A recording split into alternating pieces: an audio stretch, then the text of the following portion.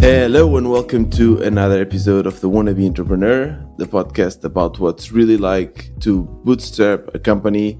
And today we have here Mariana Trigo. Hey Mariana, welcome to the show. Hello, Tiago. Happy to be here. Good morning.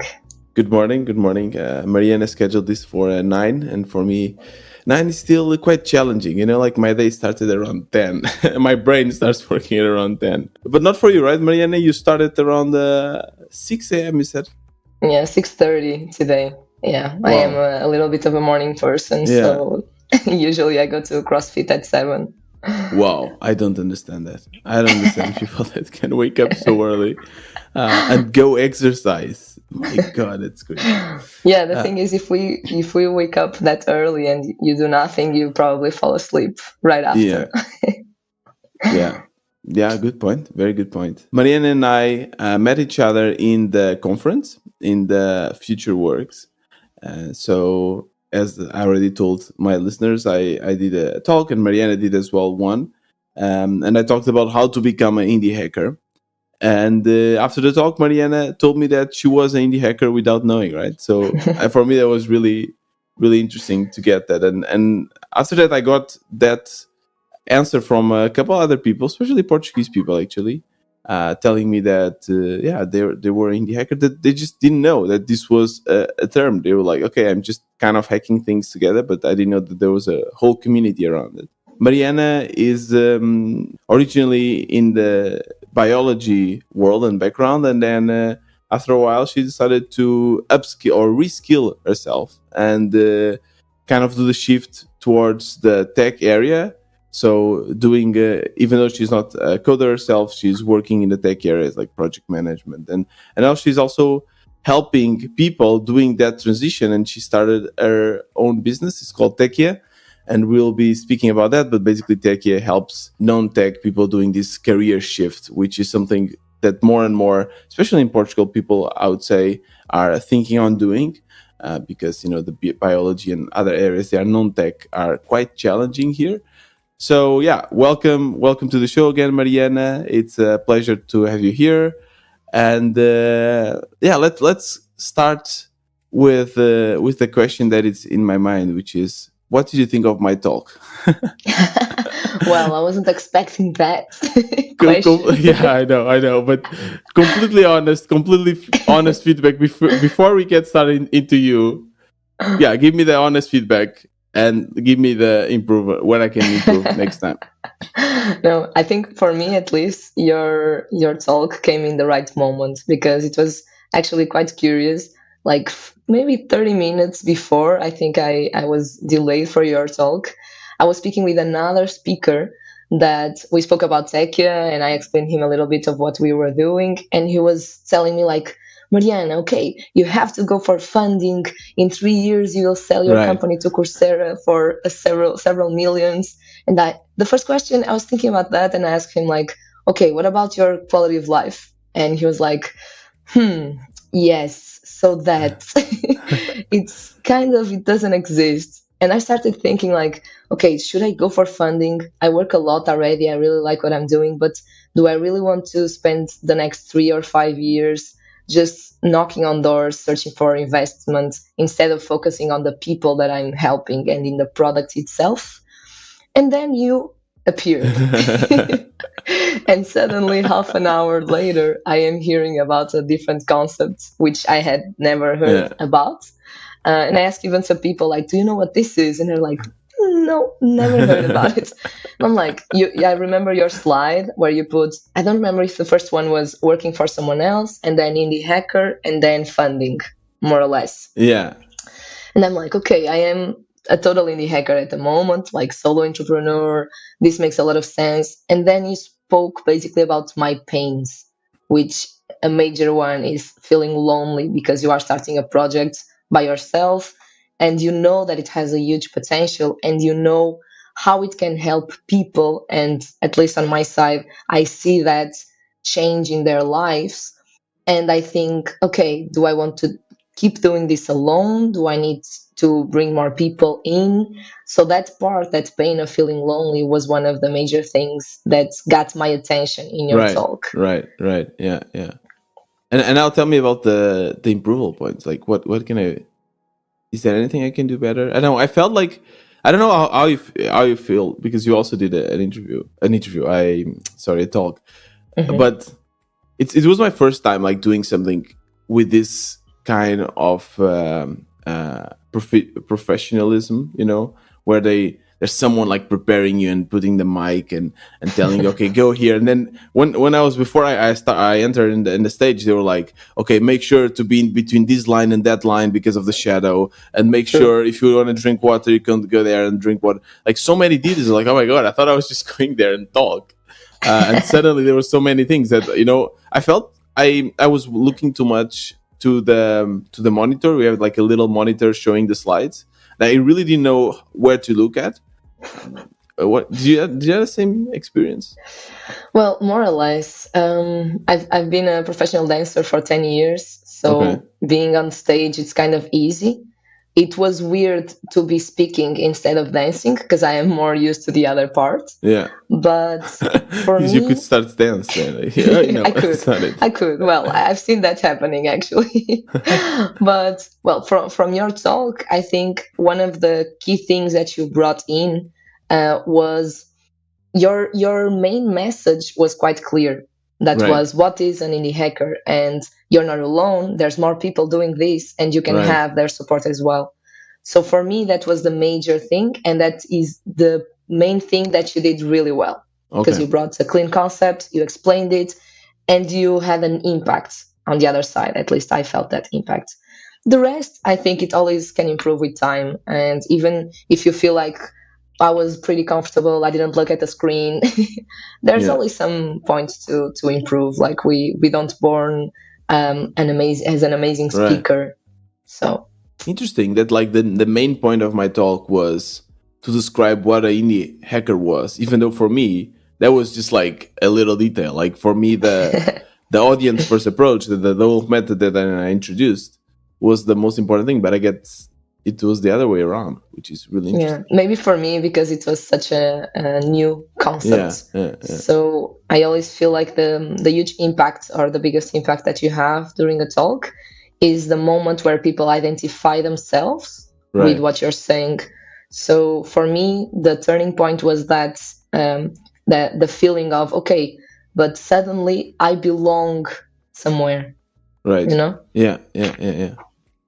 Was there any what did you think of the event? Did you like it? Did you learn something? Yeah, for me, it was a huge turning point, especially from the people that I've met there and Okay. how do they look at Tekia and their ideas and how can I grow the company? Right. What are the next steps? So that was a very important impact that I had there. Then for the first time, I had my students there. So I met some of Wow. them. Yeah, and that Cool. was quite interesting. And I even had people that joined our last edition of the Techia Pro program. And they have kids at home, they have Hmm. their personal lives, and they are not living in Lisbon. So they had to make a huge sacrifice going there for 2 days, leaving their kids. So it was like, yeah, these people is really making this transition and believing it. Right. And for people that are not in tech, usually this world sounds like a dream, Right. like not only regarding salaries, but mainly benefits, Hmm. flexibility, freedom, working from anywhere, progression in your career, etc. It feels too good to be true. Right. And that was actually the on Saturday we did like a panel with people that already transitioned to tech, Yeah. and that was one of the main things when we spoke about reskilling. It looks like a dream and people don't believe it. Right. So it was important for me to see my students there, and it's not me that is telling you this. There's a lot of people, a lot of companies here that want to hire people. So just believe it. Hmm. Hmm. Did you speak with any of those companies? Yeah, I spoke with maybe three or four. Right. I was expecting something a little bit different because usually they have salespeople in those kinds of fairs. This Right. time they had a lot of people from human resources, Hmm. and that's actually something that I hope Techia will help revolutionize Hmm. because human resources area it still has a long way to go. So basic things like explaining what our company does, which should be quite easy Hmm. to explain in that context. And even what kind of roles are we hiring, and trying to create a connection with a person right away. I don't think that was really being done there, and I felt a little bit of that side lacking, Right. because it's hard to hire inside tech. We know that already. But if the company is there, they can easily create a huge connection with people, either developers or product managers, scrum masters, whatever it is. And what I felt was like, yeah, we have a lot of job openings. Just go to our website and you can see what we are hiring for. And I'm Right. like, yeah, but I'm here now. Normally, that's the experience I have. People go there and they just like say what we do and what we have. So I think, yeah, I think it would be cool to really do a proper connection. One thing that really surprised me was when I was asking everyone, like, what is your biggest challenge, right? And bear in mind that we are now in the like unprecedented crisis with like the threat of a nuclear war, and we had COVID before, and it's completely crazy. And I thought that people would be like, the energy price being so high is a huge challenge or something like this. But the biggest challenge that everyone told me about was actually hiring. Everyone was saying that it's extremely hard to hire talent and to retain talent. And then at the same time, I was thinking, okay, but this is Portugal, so are they? What are the salaries, right? So the impression I got was that people, even though it's tech, right? I cannot even imagine the other areas, but even in tech in Portugal, people expect that you go there and work like long hours for quote unquote low salaries in comparison with the whole Europe. I think in Portugal there are good salaries, and I could really see that that discourse of people saying, yeah, people just, they don't love the company enough. I don't want them to be here for the money. What are your thoughts on that, about like the life at work here in Portugal and salaries and all of that? Well, I moved to tech 5 years ago, Hmm. and my experience was amazing in Okay. every single company I passed through. So I didn't pass through any nightmare of those, of working long hours or having a lot of pressure. Well, I always felt pretty good. I passed through, I think I'm in the fourth company now, and I Okay. passed through a software agency, as an American startup, a big one, like 15,000 employees, and now I moved to a startup again because that's what I like. Yeah. Yeah. I think one of the major errors from the candidate side is not to understand what's on the other side. And this means about values, about culture, about how is it really on the other side, and making Hmm. those questions. Do you say we have flexible schedule? Well, but what does that mean? For example, I have unlimited PTO now, which is unlimited paid time off. But in practice, what does this mean? Yeah. Yeah. Like, can I take 6 months off? And well, I'll see you in Yeah. July. And I remember doing this question to the HR, and he in that moment he told me, look, for example, if you have a festival and you could work during the day and just go to the festival at night, but if the work is going, like if there's nothing major, maybe you can take those 2 days off and not being worried about having 30 days or 40 days. Right. So these kinds of real use cases of how things will be on the other side, I think that's a major thing. Yeah. And it's one of the things that I teach all of our students, because usually they are like, the first thing that appears, I will grab it and I will accept that job offer. But if you don't like the company, if you don't like the product that they are building, like if they are exploring South America and bringing bananas to Portugal, it's one thing. If they are focused on planting trees and saving the climate, is a total different Right. thing. Right. And this kind of mindset is usually not in our heads by Yeah. default. Definitely. Definitely. I'm even quite surprised that you are saying this right away, because that's definitely true. I think a lot of people here in Portugal just want to accept whatever they get, because we were taught that getting a job was so important, and we went through that 2008 crisis and bankruptcy, right? Like country bankruptcy. So we really thought, okay, having a job is extremely important. I worked in Germany, right? I worked in Germany for 6 years, and it was a complete change of reality. I went there in 2015. end of 2015. I was like, and they offer him that exactly a deal where they say like you have unlimited holidays, and I was like, what? How is this even possible? And then of course, like my first paycheck was extreme. Like I would never imagine having this paycheck as a junior, like as a complete junior. My first job was for 45K. 45K is my first. I asked for less. I was like, I thought I was asking too much when I asked for 30K, and then they said like, no, it's 45. I was like, oh my god, what is this? It's amazing. And back then, like, telling this to my friends here in Portugal, they'd be like, what? That makes no sense. And the fact that you're telling me that this already exists is really encouraging. How many days did you actually end up taking of holiday? Do you know? Well, I just moved to this company 3 months ago. So it's the new So company. I it's thought it was very the first one. recent. Yeah. Yeah, but for example, next week I have a friend coming over all the way from Egypt, and Okay. he asked me like, "How many days can you take Yeah. off?" And I told him like, "Well, whatever. What's the plan?" And Yeah. I took yesterday. I asked my boss like, "Is it okay? This. If it's not, just let me know because I know it's like short notice." And like 5 minutes later, it was approved, and I'm like, Wow. "Okay, that's fine." But of course, it's not like a very demanding season for the product Mhm. itself that we are Yeah. selling for the Yeah. Yeah. platform. So I guess there's two sides here, which is if you have a lot of flexibility, it also brings the responsibility. Mhm. And you were speaking about like dressing the shirt of the company, Yeah. Yeah. embrace it. And I Yeah. think I could only think that's as well a of the Portuguese expression. yeah, Yeah. it's hard to translate. Yeah.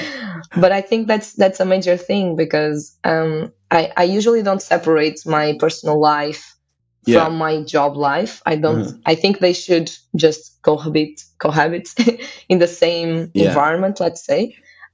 Because as I was telling you before we start this, we have like a bug in production today, so we need to fix that as soon as possible. So if that happens at 8 a.m. or at 7 p.m. and it happens that I'm there, I will be dealing with that. Because if it was my company, I also would like people to be focused on that if Yeah, they Mariana, but can, it's of it's not course. your company. So what I had the same when I first started. I was like the same. I was like, yeah, I want to embrace it. I want to be there. And then I started realizing that it's actually not my company. And if they want to fire you, they will. They will not think about, but she gave so much to this company. Or if they want to not hear your opinions, they won't. They will just like, no, this is what we want to do, and yeah, we don't care. Of course, that there's in startups is different. It's much better in startups. I agree, because then I worked in a big company, in a smaller company. Startup was much cooler. But still, like I also had like this mindset shift where I thought, yeah, I will love the company, I will love the job, but I'm still an individual. I still have my own personal life as well, which is really important. Like one thing that big tech companies did were like, okay, we are going to create the whole life for you, like personal and social life. You like find your friends, your husband, your wife, your sports, your traveling partners. Everything will be in this company. And if you leave the company, you leave all of that. And I've done that. And a lot of my biggest friends now are from. I met them in Trivago, but I when I left, I there was like a huge part of my life that was taken away from me. It's like, oh my god, what now? You know. Um, so now I kind of changed a little bit my mindset, and of course I want to give everything for the company, but I also need to take something for myself. Like I need a good paycheck, uh, because that's how I'm going to be compensated. Like people can say, yeah, you'll get stocks. Yeah, stocks are nice, but I need a basic, like a base paycheck, because I never know if the company will work. Um, and I need those minimal conditions that I want. So I need to take something out of the company as well, either like knowledge or money or work in the industry that I want. Something I need to take out as well. You know? Yeah, no, that makes perfect sense. I Yeah. think from like by default, you always need to remember that if you are working for someone else, you are working to build their dream and not Exactly. Yeah. yours. Yeah. Yeah. That's the first thing for sure. Yeah. But it comes with the other side, which is when you are working in your own company, you have all the pains. Yeah. It's tough, it's hard, it's frustrating, people don't understand you. You are just working your ass off and things don't work. But when you are in a company, It's safe. It's, from my perspective, from my experience, more relaxed. It's more Yeah. controlled. So, of course, it has both Yeah, sides, definitely, definitely. Yeah. but you just need to understand for you which one makes sense or if both make sense. For Mm-hmm. example, I had Techia for 6 months, just working full time on Techia and traveling full time. So it gave me the flexibility of, Mm-hmm. I did the schedule that I wanted, and still I was contributing with something for the society and making money out of it. Mm-hmm. But then I really missed the tech world. I missed speaking with intelligent people, the challenge inside tech, building a bigger product that arrives to more people, having a software Right. development team. I missed all of that. And here, it was one of the first questions my future, now current boss asked me was, do you think you can do both things, like having tech here and work as an engineering manager, running a software development team? And I told him yes, because that's really what I feel I need at this moment. Mm-hmm. Also, because I'm telling people it's amazing to work in tech and I believe it. So for me, it makes sense to continue Yeah, working yeah, in yeah, tech. yeah. It goes really well together. Yeah. So, yeah, tell me about your life. Maybe not all it, but like, you know, tell me the process of like going like reskilling yourself and then like founding Tekia. How did that go down? Yeah, I'll make it short. So back in 2014, more or less, I finished my bachelor degree in biology. I was totally in love with genetics when I Mm-hmm. started the bachelor degree, but more or less quick, I understood that would not be my career. Basically, because I wanted to work in something that I could build and then apply into the society or provide to the society that would have some added value. And at least here in Portugal, I studied in Porto, and the bachelor degree was very oriented to research. Mm-hmm. So that would not be an option for me. So I finished the bachelor degree. I started working in retail in a big retailer in Portugal, negotiating with suppliers. I had my team, so it was very dynamic. But I was there for around 3 years. I worked with several retailers, and I got to a point in 2017, so 3 years after entering the job market, like for real. Um, and I thought, well, this is a bit boring in every aspect. Like, I had a long time relationship. I was living in Lisbon. I had my home, my car, my job. My parents were proud because I was working for a big retailer in Portugal. So, more or less, all of the variables that society tells you to complete, I completed by 22 years old, more or less. My master degree as well. And in that moment, 2017, my sister got pregnant. And when she got pregnant, I thought, well, maybe I should just leave all of this aside, go traveling, and then come back once my niece is born. Mm-hmm. So that's basically what I did. I cut off with everything, work, Okay. relationships, Lisbon, and I went traveling. And my initial plan was 6 months in Asia, solo backpacking. And I ended up doing 4 months because I got dengue fever in Oh, Indonesia. It was very cool. I always say the hospital in Thailand because I still flew to Thailand. It was the best, most comfortable, luxurious place I've slept in while traveling. isn't it like Um, super dangerous? it depends. For the first time, if you go to the hospital as fast as you can, because I was waiting for almost 2 weeks because I thought it was just like a flu or something. Yeah. It wasn't. It's okay because your body will fight with it naturally and it will help you recover. You should take some like vitamins, drink a lot of water, but it will pass. There's people that say if you get it for the second time or third time, it's more dangerous because then you Hmm. start bleeding all over. But Really? well, The second time is yeah, normally it's the opposite, right? Like the first time is the hard one, and then you get the defenses or something. I hope so. Okay.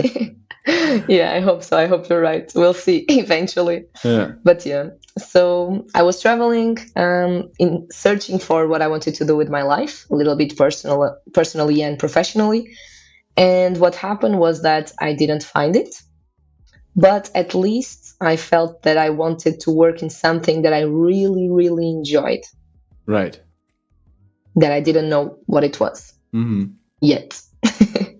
What are the other lessons you took from those travelings? Like, Oof, traveling really teaches you a lot. yeah. Confidence, learning how to be alone, learning how to learn from boring moments, like how to make them interesting, even Hmm. inside your own head. How do you do that? Well, I guess your head can be quite creative.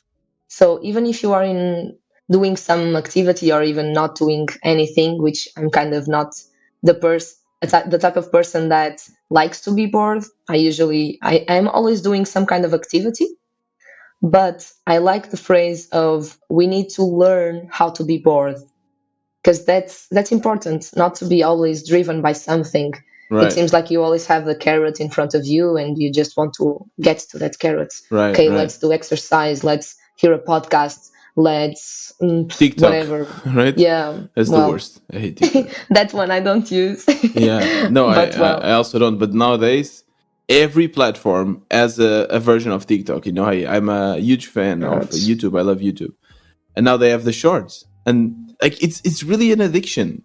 It just Yeah, opens and you start watching and watching, and I don't want to watch it, but I really can't control it. Really, I have this theory. It's like this should be regulated for sure.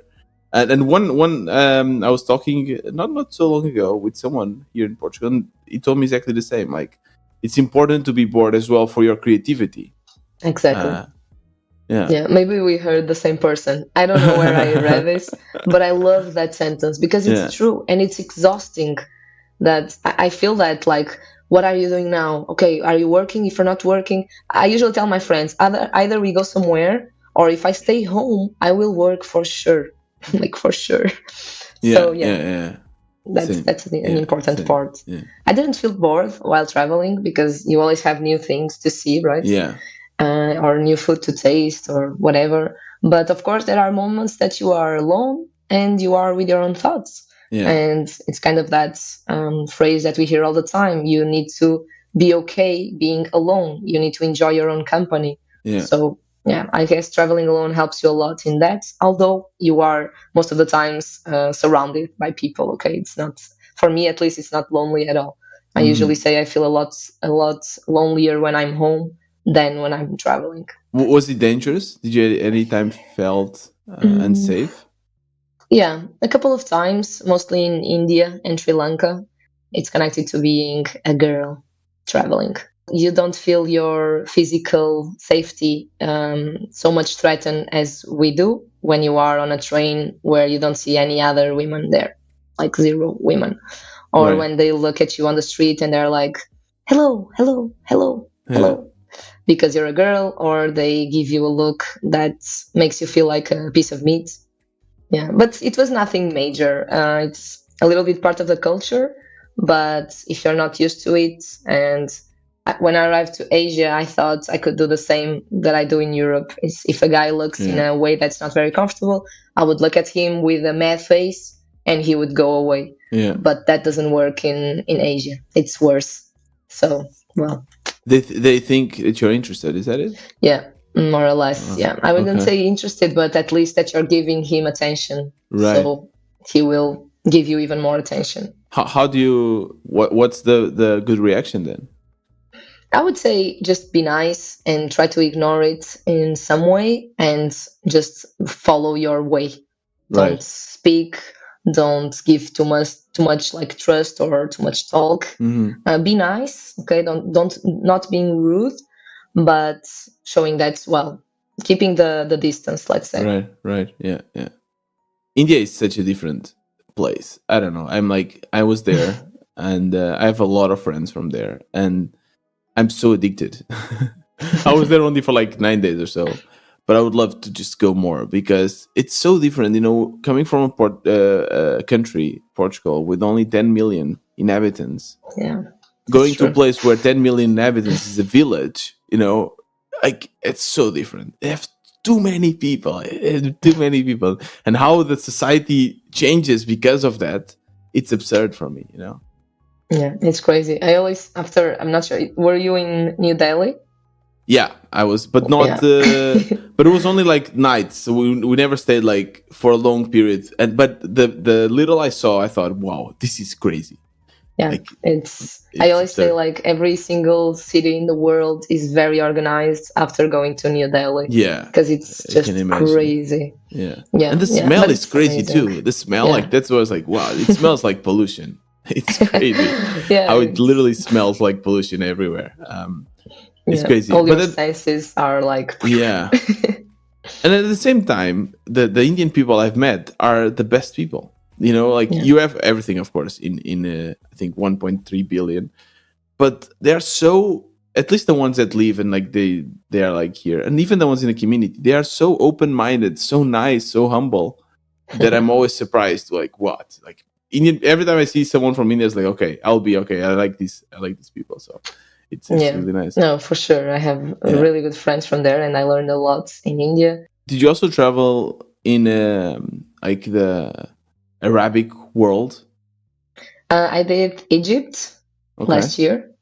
Um, well, I wouldn't say it's hard, but it's not, for sure, it's not like Europe, it's not like South America. The language is quite a barrier there. Hmm. But for me, although I went alone, but I have a lot of friends from Egypt. It's probably like the place where I have the majority of my friends outside of Portugal. Is the culture towards women, is it even worse than in India? Like, how do you feel? I felt they were more, their mindset was still even more closed Okay. than in India. For example, in Egypt, you cannot share a room with a man without being married with Hmm. him or her. If you are a foreigner, you can do it, but not people from Egypt. They are not allowed to. It's Not illegal. allowed. No. Wow. So, for example, I was Illegal. traveling with a friend. He's from Egypt, but he had an American passport, but we could not stay in the same room. That's illegal. So those kinds of things, Wow. it's a bit, well, Yeah. it's weird. And things like, for example, I was walking on the street with shorts because it's like 40 degrees outside. Yeah. Yeah. And well, I don't understand the language, but they were telling me that people were saying like, "Oh, be careful, it's cold." And yeah, and you really feel the pressure of putting some jeans Right. on. Crazy. Yeah. Yeah. It's so, yeah, it's so hard. It's hard to conceive, right? Like, and I always feel much more comfortable in Europe. I guess it's because I'm more used to that. But it's, yeah, I mean, it's a great challenge. So you returned from your travelings and thinking, okay, I want to do something that I love, right? Hmm. Um and you Yeah. found how, yeah, tell me about it. Like, what was the next So what steps? happened? So I had dengue fever. I came back to Portugal a little bit earlier. I was still able to be with my sister during like the last weeks of her pregnancy, and then I started searching on the internet, like what do I like, what do I want to do. If I go back to retail, I have to go back to Lisbon, but my niece is in Braga, so it doesn't make a lot of sense. Hmm. And I found someone in my city, in Braga, that was more or less helping young people to enter the job market, let's say. It was something very not formal at all, okay? So I Hmm. sent him an email. He was connected to the startup world here in my city. I sent him an email scheduling a slot, like 1 hour, and let's just discuss what's my background, academically, professionally, and what are my goals for the future, or how do I imagine my future. So we were there discussing like a normal, just coffee chat. Yeah. And in that moment, he told me already that, well, Mariana, I think the tech world could be interesting, but I had no idea what that meant, right? Like I never heard about IT, technology, backend, front ends, programming, zero, absolutely zero. So what happened was 1 or 2 months after, he sent me an email to me and to my future, what would be my future boss, first boss Right. inside IT, saying, "Hello, Mariana. Hello, Nono. I think you should meet each other because you will do great things together." Hmm. This was our introduction. Okay. No pressure. Yeah. So I remember I was in the Netherlands in a professional dance competition, and I looked at that and thought like, okay, well, let's see. So what happened was that this person had a software agency. They were looking for a Scrum Master, Hmm. which is basically someone that optimizes process, Hmm. works a lot of organizing the team, ceremonies, step by step. I went there, I spoke with this person first, then I spoke with the four founders, and I guess they saw the soft skills that they were looking for. For sure, they didn't see the hard Right. skills because I had none. Because you didn't know, you never learned, you didn't take any course on Agile or Nothing. Scrum Masters. Okay. Zero. I didn't know the word agile back then. Right. Neither Scrum, of course, Yeah. but yeah, I guess in the conference, one of the panels of the main stage, they spoke about this, like what would make you hire someone, and what people told, or what they spoke about, was someone that is humble, someone that has the will to learn. Yeah, maybe she or he doesn't have the experience, but if they have the will, if they are open to learn, if they are open to try new things and learn from it and improve, well, that's the key point. So Mhm. I guess in this case, for me, it was exactly the same thing. Right. Yeah. So you got your first job, and was it everything you imagined and more? Well, in the beginning, I didn't really have an expectation. I was Hmm. I was more inclined not to accept the offer just because they were first a small company. It was like 20 people. And I always tell this story because one of them asked me what would I do if I had like 1,000 euros from a project. And I tried to give like that professional speech of I would spend that in a better chair, a better keyboard, a better Yeah. screen. And he told me, well, you could also spend everything in beer. And I'm like, is this really the place where I want to work Yeah. in? Because I thought like maybe Yes. this is a joke. Yeah, yeah, I know. But I came from the retail world, well, where like you don't even take jeans or sneakers to Yeah. work, right? So for me, that was kind of like a scary thing, not a Hmm. good one. Well, Right. now it would Right. be for Interesting. sure, Yeah. but Yeah. Yeah. at Welcome that to moment it tech. It's wasn't. Yeah, literally it's exactly. such the culture, like drink beer and Totally. and chilled. Yeah. But Uh, the first month, I would say, I was like eating every single event about agile, Scrum, products, tech that I had in my city. Most of them were mhm. on site, so it was nice to meet people, understand their reality on their own companies, their challenges, Right. hearing about the vocabulary. And then slowly by slowly, like I started implementing some things in the team, understanding if they worked or not. It was hard, of course. It's like a whole new language. Hmm. Even the concepts, how the team was organized. We had several clients, but it was not like an insane season to start. Like it was not. Um, I shouldn't have done this. I shouldn't. I should never have joined without having Hmm. some kind of knowledge. That didn't Yeah. happen. You know. That's a very entrepreneurial way to learn as well, where you Yeah. basically you have a goal and now you're going to figure out how to do it. So in that sense, it goes really along with your entrepreneurial vein, which then started, right? So when did you start Tekia, and how did it come to be? Yeah. So during my 4 or 5 years in tech, I moved through different types of companies, as I was saying. And in 2021, so last year, I was already feeling like, no, this is my area. Like, I'm never going to leave this area. And I was speaking with a lot of friends, and I started feeling a little bit ashamed of the environment I had because Hmm. they were not happy with their teams, they were not happy with their managers. Of course, they were not happy with their salaries, and I was basically happy with everything. Yeah. So I was like feeling uncomfortable saying, after hearing like, yeah, I just got like not even a 10 euros raise, and I'm like, maybe I got 10% raise. So what am I going to tell these people? And what I noticed was that in very different areas, health, education, you were saying in the beginning, it's hard, but they have amazing professionals there that are really putting their effort, their time, their dedication, sometimes their soul on their jobs. So they are amazing professionals, but they are not being recognized. And those Right. areas are also not learning from tech as they should. Hmm. Yet, we'll see. So since I was working in the IT sector and I was also seeing that how hard it was to hire people, and I had several colleagues coming from different backgrounds like psychology, biology as well. I started thinking, well, why not to do a match here? So Hmm. prepare these people that are amazing professionals to work in tech, and at the same time showing these companies that they can hire more people outside of the technical world. Because I had some examples of technical people that wanted either to try the Scrum Master role, Agile coach, or even the engineering manager role, and things just didn't happen. It's different to have a great software developer and having a great engineering manager. So Yeah. why not to join here both forces? And then Techim was born. How did you build everything? How did you build the website? How did you build the product itself that you wanted to sell? Step by step. So the first thing I did was writing an ebook of how to work in technology without coding. And in there, I had like the basic steps of what do you need to know to understand if tech is for you or not, and what kind of role would it make sense for you.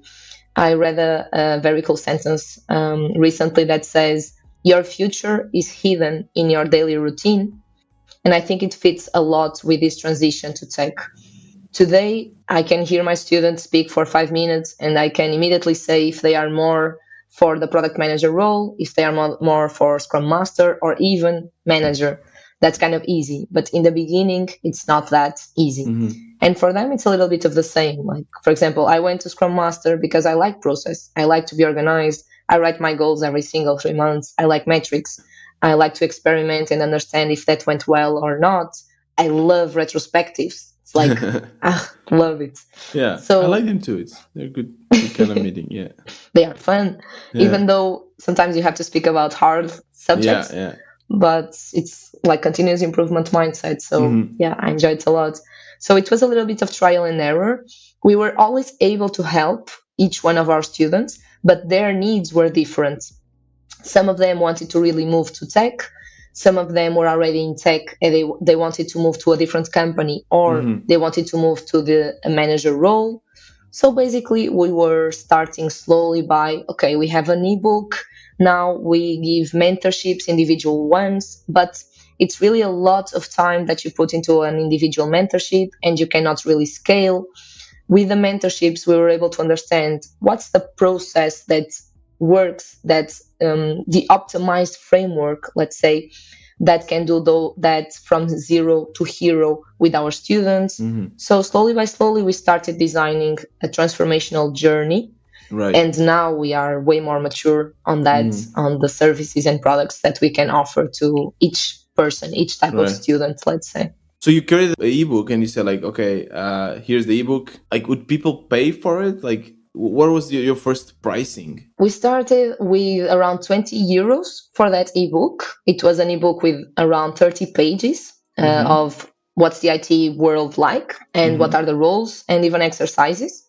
And then Hmm. that ebook would give you a very short mentorship, a one on one of 15 or 30 minutes. Hmm. And then from there, we would be doing more mentorships step by Hmm. step. So I would be supporting each person individually, And they which would is a pay huge extra for amount it. of work. Yes, yes. Then they would pay per mentorship, like an Right. appointment. How much would they pay? Oof, in the beginning, 40 euros. 40 euros. Okay. And that would And be one let's hour? think that would be 1 hour. That would usually be 1 hour and a half, Okay. plus the time that I was preparing the mentorship. So we are speaking about usually 4 hours of work. 4 hours. Okay. So around 5 euros per hour, which is no Yeah, more. 10 10. euros per hour. Yeah. Which is still, I mean, it's not amazing, but it's kind of Nah, above it's already bad. the. It's bad, but it's above the minimum wage, isn't it? Like already. Well, but it doesn't work like that because you have to think also you will be repeating yourself almost every single Yeah. mentorship if Yeah. they are in the same level. So it doesn't make sense. And besides that, you cannot scale that because you will work what? Yeah. You'll have two mentorships per day. Mm, But you're just starting, so right. So yeah, you should well, start with things that do not scale, and then you scale it. So I think, I guess like, so. how did you have the confidence to immediately ask for 40 bucks, because you haven't tried this before, you don't know if people will be happy or not, and suddenly you are asking for money, Yeah. which is 40 euros, which I understand that it's not a lot, but I mean, in Portugal, for a lot of people, 40 euros it's quite an amount, especially with the ebook. Then it's 60, plus the time. How did you get this courage? Was it easy for you to just like, yeah, let's ask for 40? In the or not so much? beginning, it was not that easy, but I already knew that it would work because I had two friends slash students that were very ad hoc in the beginning of Techia. And with them, it was really easy to do the transformation. The first one was searching for her first job after becoming a mom. And I helped her with everything, even what are you going to use for the interview. So I actually advised her not to accept the first offer she did. And then, like 2 weeks later, she was like, I don't want to do this. Yeah. So I was kind of feeling that my support here is working. Right. I had, for example, another student. She didn't know she was working for a product manager as for 1 year, and we did one mentorship, and she got a 70% salary increase. Wow. So it was like this works. 70%. 70%, yeah. It was our record 2 weeks ago. Now we passed that record. What is the Proudly. record? What I is the think current it's record? either 72 or 76. I don't Wow. remember. But yeah, it's a lot. Wow. But Yeah. yeah, the thing is, at that moment, I saw that kind of impact and I thought, okay, 40 euros makes sense. But now that we are selling our Techia Pro course, of course, it's something way more complex, way more complete, way more that for a price, way more than that. And when I Yeah. speak with people from the business world and they ask me, how much will these people make when they enter in the job market? And how much are you charging? And when I think about that, like, Yeah, yeah, definitely. it doesn't make sense. Definitely. On the Do first you, salary, they pay four yeah. times the course, you know? Do you So, give any guarantee though? no, Do, I do could you, do it, yeah. but I really don't like that model. At least now, I don't find it convincing Mm-hmm. because what I want to build here is people that are Mm-hmm. proactive, that will Right. look for it. So I don't want people that they are looking for a recipe and they are looking for me to do the job for Right. them. You have a product lined up. You know already how your product will look like. And now it's time to do the hardest thing that for a lot of entrepreneurs, which is start selling, start getting clients. How did you get your first clients? Where did you find them? Well, from the beginning, I started publishing on social media right away. Instagram was the first one, and I would say it's still our main channel, although LinkedIn is a very strong channel for us. I guess we are connected to a career transitioning, so it makes sense. Yeah. YouTube, Twitter, Mm-hmm. and Facebook, of course. So slowly by So you slowly, I are in started having all people networks. there. You started in all networks. Less TikTok. Yeah, besides TikTok. Isn't that too much? Isn't that too much to focus on? Depends on your avatar or on your where your audience is. For example, after maybe 2 or 3 months, I started noticing a range of age, which for Mm-hmm. me it's like from 26, 27 till 35. Mm-hmm. People that are in that stage in your life where either you want to buy a house or you want to move in with your partner, you want to buy a car, and you Mm-hmm. look at your salary and to the future progression of your career and you Mm-hmm. start thinking maybe this is not the path I should be taking, or you want to start a family, so on and so forward. So that range is today my main audience. And where are they? They are usually either in Instagram or in LinkedIn when they are Right. already actively searching. Right. So then Facebook, I would go for the range after, which is usually 42, 45. It's Right. people that they have a huge professional experience. They thought about it during the last 10 years, but they never did the move. Right. So now they are like, yeah, if I turn 50, that will not happen anymore. So it's either now or never. So I Interesting. also have Yeah. some clients on that range. So Facebook makes sense. What kind of content then works for them? Like how did you acquire this? Let's say the millennials, like on Instagram or something. How do you acquire them? Well, there's like 20 different types of content that can make you connect with them. Not only technical stuff that they will feel, okay, but this is not that hard. I can understand this. I can learn this. So Mm-hmm. making them understand that these hard skills are learnable, right? Mm-hmm. That's one way. Then connecting with them with their real life. Like I travel a lot, digital nomad or not. So Mm-hmm. those people like traveling. It's one of their biggest hobbies, let's say. So if I show them I am working, still traveling, working remote, visiting 29 countries at 29 years old, passing Hmm. 5 months in South America, still working, 10 sources of income. They will consume that kind of content and they will be interested for sure. Hmm. What else? Your own pains, like sharing the pains of your students as well. What we were speaking about, salary wise, career progression. They don't find a mentor. They cannot speak about with their managers about receiving and giving feedback. That's not Right. something that's common outside of the tech world. Yeah. So they start thinking, okay, maybe there is something better Yeah. outside, and then they start And then digging, they digging, reach out to digging. you, or they go to your website. What is like the path?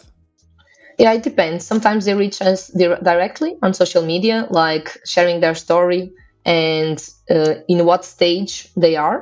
And now, Hmm. usually, we always drive these people to our free class because in there they will have a live with me explaining what is this about the tech world, opportunities, etc. Or they send us an email directly. Sometimes we receive huge testimonials of people. And then it depends. We receive people that are completely broken down because they have difficult work experiences. There's a lot of Right. abuse in the job Right. market, Yeah. Yeah. which was surprising for me. Abuse not only in a salary level, like companies that don't pay, but also emotionally, Yeah. Yeah. Yeah. psychologically. Yeah. Yeah, so we have people that arrive to us really, really messed up, Hmm. and we also try to help on that.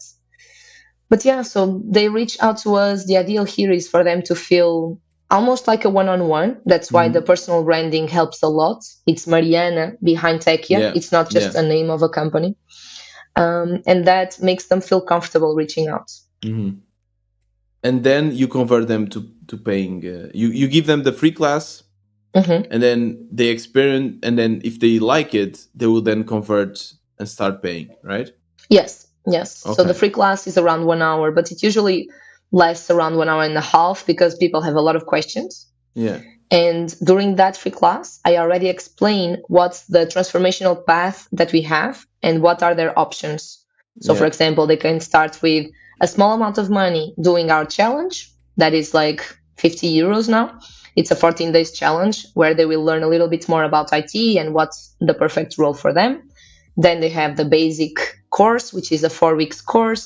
Then they have the pro course, which is six Hmm. months from zero to hero, and they have the mentorship, which is like a Netflix career. So we already have all of those products. We Hmm. usually show all of these transformational paths because we have people in different stages, but we drive more for the challenge Hmm. because the majority of our audience is still in like the default Right. status, completely zero. They just heard Yeah. about tech, Yeah. but they don't know much. Yeah. So tell me about the numbers. In the first 6 months, you said you focused 100% in Techia, right? So there was not nothing else. You left your job and focused only in Techia. And then what are the numbers? How much money like were you able to generate from that? Not much in the first 6 months. I don't have the exact number, but I would say less than 5,000 for sure. Okay. Okay. Which I mean, so 6 months is a little bit less than 1,000 per month, Yeah, um, which is still not bad. Like comparison with a lot of like indie makers when they start here, like it's I mean it's quite good. So yeah, yeah. why It's did you but it's decide? it's it's tough. It's tough in the beginning, learning how to make money, even if you believe in your product, Right. but understanding how you pick up someone that has a specific need. And even though you have the solution, how can you make that person believe that you have the solution? And how can Mhm. you make them feel that they are capable of picking that solution and becoming something else? And of course, it depends on the product itself. But in my case, we are speaking of a big change. Like it's a career Mhm. change. It's not buying earrings or a watch. Right. That's kind of one thing that frustrates me a lot because when you are really helping people to change their lives, it's way more difficult for them to spend money than if you were asking for Yeah. Yeah. 100 Yeah. euros to buy Yeah. a watch that will It's make nothing. crazy. It's true. It's true. But well, that's society. Yeah. Yeah. It is what it is. But yeah, learning how to convert people and how to communicate and how to show them that transformational path, which for me is the turning point of a business. People will only buy if they understand I am here, I want to be here, Hmm. and with this service, with this product, I can make the Right. shift. For me, that was the path during those six Interesting. months, and it still is actually. Hmm. I mean, it's like selling a gym membership a little bit. You know, I think in gyms you do Okay. this. Like you get there and you say, "Okay, this is how much you weigh now. This is your target, and this is how you get there." You know, it's very abstract. You know, like Yeah, and people can do that technically on their own, but of course, that with the support, it's much easier. So like you need to tell them that, you need to teach them that, which is incredibly hard for for sure. sure. But you're able to do that. You're able to make money from the start. Why did you decide then to kind of stop it, or not stop it, but put it on the side and go work for a company? Because at the moment you're employed as well, right? Like you work for as an engineering manager, right? That was kind of something I felt very naturally. I was traveling in South America since January, and I was feeling lonely in the business. And although I was enjoying it, I felt the need of speaking with different people because, of course, my students, they all know less than I do Hmm. about working in tech. Even though I have students with more experience than I have, but they were coming to me to speak about subjects that I know more, which is career management, career progression, interviews, those kinds of things. So first, I felt the need of I usually describe this as speaking with very, very intelligent people that Hmm. would bring me some challenges and things that I don't know how to build or how to make them work. Then I was feeling lonely. So it's kind of hard not to have a team. And I was really used to having a team. I always Hmm. have wonderful teams in IT, and I was missing that. And then the third reason was if I am selling to people that working in tech is amazing, and I truly believe that working in tech is amazing, well, why not? Why not keep working in tech and adapting both? Hmm. And it actually helps me a lot because my day to day is always inside the tech world. Right. So I not only see it progressing, like in reality, for Hmm. example, there is a huge wave of layoffs now in tech, Hmm. especially during the summer, and now supposedly coming down. But I am inside of that, like I am living it. So that also helps me either to think Right. about what kind of content do I want to create, what's the state of the art happening Hmm. in IT, well, connecting more with the world. So I have the whole perspective of it Hmm. Hmm. Do you work full time in this company, or do you work like part time, half full half? time. So how do you have time for techie at the moment? I work at 6:30. I usually go to CrossFit to clean my mind. I eat breakfast at 8, have a shower, read during 30 minutes, 40 minutes in the morning to have more content, more ideas, to help me feeling like I'm working on my personal growth. And then around 9:30, I start work as an Uh-huh. engineering manager. Yeah. I do it during the full day, like till 5:30, 6. Sometimes Hmm. during lunchtime, I answer some emails from Techia, stuff like that. We also have a flexible schedule, and I work from home. So it's kind of easy to be dealing with my team, anything that Hmm. we need, organizing stuff. And that will also give me ideas for Techia. Right. So Right. in the end of the day, let's say 6, I usually say I close one laptop, I open the other one, Yeah. and what do I have to do? Maybe I have to record some classes about Hmm. the roles, about challenges, about use cases. For example, our students will enter now in the module of deciding which role is the best one for them. Hmm. And I also feel that I can be a lot more productive. I am tired, okay? Let's not make it easy here. It's tough because my motivation is like bumping, Yeah. but my head is tired. My Yeah. body Yeah. is Yeah. tired, Yeah. I mean, I can but I imagine. Yeah. still find it. Hmm. I still find the will to do it. And sometimes it's very easy. Like yesterday, I recorded maybe 6 or 7 videos, very short ones, Hmm. just introduction for each one of the classes. And it was very easy. And I'm making it faster and faster, of course. But there are days that I have to produce content that I am exhausted. But well, you do what you gotta do. Yeah. Sometimes it's easier, sometimes it isn't. But it's possible to do both But for why sure. not doing like working less? Like, did you ever consider? trying to work maybe 3 days a week or 4 days a week and get the other day Yeah, to fully focus maybe. on tech. Yeah. For me, it would be perfect. At Yeah. least the 4 week work week, Yeah. that would also help. Uh-huh. Um, in here, well, I till now I feel I really chose a company where I have that flexibility, Hmm. and even the idea behind the unlimited PTO is if you are tired, just rest. Right. And I joined only 3 months ago, but the truth is, when I need to rest, or usually I take days off to work, like Future Works Yeah. conference, right? I took one day off and I went to the conference. But if I feel I need it, I will have it. Hmm. Till now, since I am still learning, still like Yeah. It's dealing still with only the 3 months. company. Yeah. Yeah, Uh-huh. yeah, it's still early. Maybe I will just Yeah. burn out totally in a Well, couple hopefully of not. months. Yeah. Hopefully not. I think I will be able to recognize when it's too much and stop and either take some days off or rest for whatever it is or do Mm. a pause or even question myself if it makes sense or not. Mm. But still now, It's all working. good. It's working. Yeah, it's working. My friends suffer a little bit, but I Yeah. also I don't know how you think get the time I to get that. during the Yeah. weekends, during the weekdays, it's totally impossible. So you don't work during the But weekends too? I would assume during you the don't. weekends, what happens is, for example, it depends on the times. If I have something to deliver, I have to work more, of course. But Hmm. for example, last weekend, Friday night, I worked till 11 p.m. Hmm. Then I went to bed. On Saturday morning, I went surfing like 9 a.m., so early for a Right. Saturday. And I spent the whole day with my friends. Like we had lunch together, we had a coffee in the afternoon, we spoke about life, etc., near the sea, which helps me a lot. Yeah.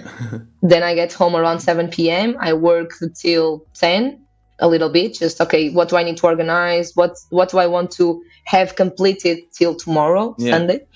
And then I went out at night, like partying, really Yeah. partying. And I arrived really late on Sunday. So I spent the whole day resting or recovering. And I was able to work like 2 or 3 hours on Sunday still. But Yeah, well, that would never work for me. I think that discipline is just like, I guess it depends also a little bit on your personality. Like that of discipline, it would course. never work for me. As a last question, and again, you kind of already spoke about it, but your your goal now in the next 5 6 months is to make it completely passive, or not more passive, not completely, but more More passive, passive. which is extremely hard because you are, as you said, you are the face of tech. Yeah, you are the teacher, you are the mentor. Um, in like briefly describe what, how are you going to achieve that, how are you planning at least to achieve that? So if we think about that transformational journey that we have and each Hmm. product that we have inside, for example, the free class is active. I am there for 1 hour, an hour and a half, but I already know every single thing that I will say, that I will explain, almost every single question that will pop up. And the live part, it's 1 hour and a half per month. Hmm. Okay. So 1 hour and a half per month, and everything for the free class is already organized. People will subscribe automatically. I have a form in my website, so that's automated, passive. Hmm.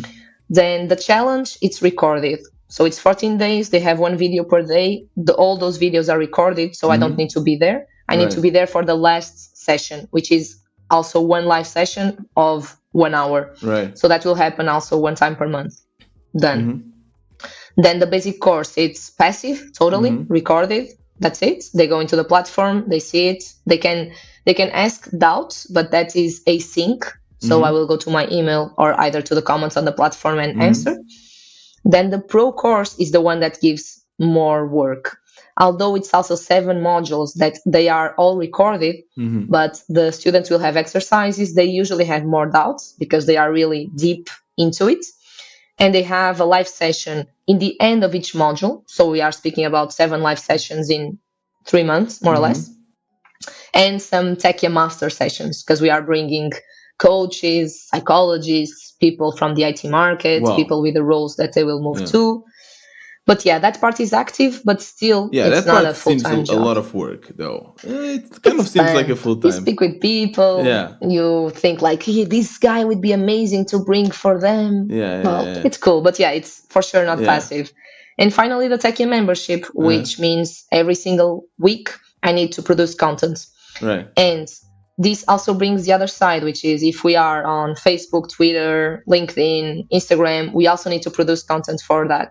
Yeah. So what I do at the moment is I set 3 or 4 hours a week, usually on Sunday, to automate all the content that I want to share during the Okay. week. Yeah. Yeah. So, Facebook business, Instagram, Facebook are controlled, Mm. stories, uh, publications, all of those is automatical. LinkedIn, I put just like a slot in my calendar, just publish this today. Email is also sent automatically. Videos, yes, I do one per week.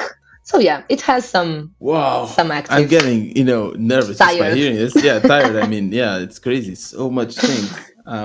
Yeah, Where did you see that's your? why I want to hire people. Yeah, I mean, definitely. I think you have a product there that definitely would work as a full time job. Like you could Yeah. definitely grow that. Where do you see yourself in 5 years? My answer will not be something very Accurate. objective, Yeah. Okay. but the main thing for me is in 5 years, in 10, in 40, I want to be in a place or in a situation that I continue to have the freedom to choose where I want to work from, to whom I want to work for, in what I want to work for. That's the Right. main thing for me. So I think that will be inside technology the same, either with techie full time, either with engineering manager full time, doing both, So both whatever. both would be happy for you, working Both would be for happy Take for or me. another one, Yeah, another for company. sure. Yeah. Okay, perfect. Mariana, thank you so much for your time and speaking with wannabe entrepreneurs about your career, indie career. You are an indie hacker. Thank you. Thank you for letting me know what I am. Yeah. And this was another wannabe entrepreneur. If you want to support this podcast, which I appreciate because I don't do any advertisement, you can become a member of the WB space. Is $10 per month. The other way is to buy our amazing WB merch. You can find it in store.wannabe-entrepreneur.com or just by sharing with all of your indie maker friends. That will be amazing.